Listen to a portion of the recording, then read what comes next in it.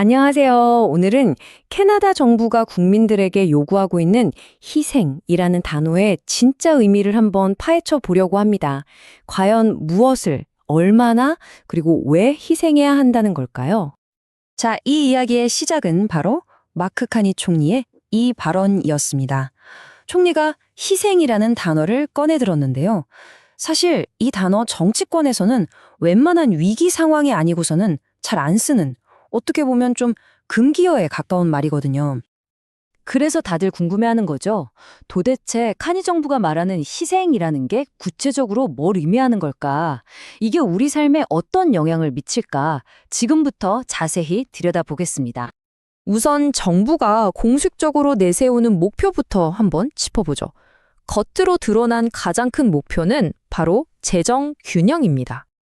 정부가 내놓은 3개년 계획은 아주 명료합니다. 첫째, 낭비되는 돈을 줄이고, 둘째, 더 효율적으로 일해서, 셋째, 3년 안에 나라 살림의 적자를 없애겠다는 겁니다.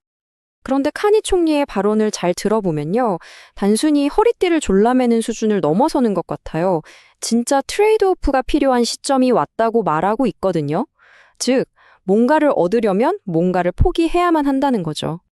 이게 무슨 말이냐면 더 크고 더 나은 캐나다라는 목표를 위해서 우리가 하고 싶은 일들이 있잖아요. 그런 것들 중 일부는 잠시 접어두고 반드시 해야만 하는 일에 자원을 집중하겠다는 뜻입니다. 선택과 집중을 하겠다는 거죠. 자, 그럼 여기서 제일 중요한 질문이 나옵니다. 덜 한다는 게 도대체 어느 정도를 말하는 걸까요?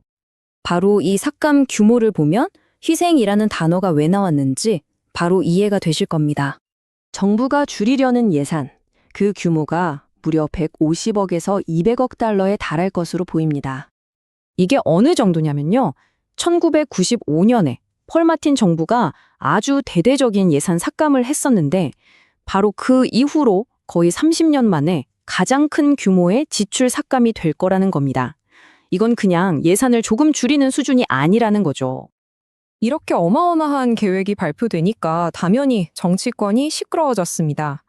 이 희생이라는 단어를 두고 말의 전쟁이 시작된 거죠. 아니나 다를까 야당인 보수당의 피에르 포일리에브 대표가 바로 포문을 열었습니다. 이건 캐나다 청년들더러 희생하라는 소리다. 이렇게 딱 규정해버린 거죠.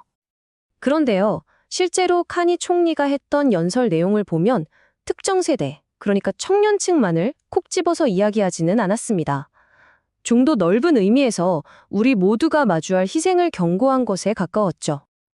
자, 그럼 가장 핵심적인 질문으로 넘어가 보겠습니다. 그래, 삭감은 알겠다.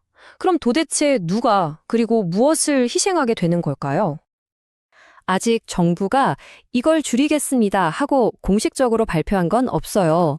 하지만 벌써부터 여러 전문가들이나 연구기관에서 여러 가지 시나리오를 제시하면서 전국적인 토론이 벌어지고 있습니다. 그중에서 가장 많이 거론되는 두 가지 큰 제안이 바로 이겁니다. 첫 번째는 우리가 물건 살 때 내는 세금, GST를 1%포인트 올리는 방안이고요. 두 번째는 소득이 아주 많은 노인분들께 드리는 노령보장 혜택을 줄여나가는 방안입니다. 근데 이게 말처럼 쉽지가 않아요. 특히 GST 인상 같은 경우는요, 여론조사를 해봤더니 캐나다 국민의 77%, 그러니까 압도적인 다수가 반대하고 있습니다. 정치적으로는 엄청난 부담이 될 수밖에 없겠죠. 자, 그럼 이제 우리는 어떤 상황에 놓인 걸까요? 구체적인 삭감 내용은 아직 모르지만 엄청난 규모의 변화가 온다는 건 확실해졌습니다. 앞으로의 전개를 보면요, 이건 어떤 이야기의 끝이 아닙니다.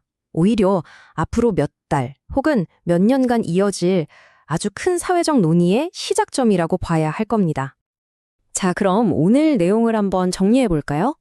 확실한 건 이겁니다. 첫째, 엄청난 규모의 정부 지출 삭감이 온다. 둘째, 그 규모는 거의 30년 만에 가장 크다.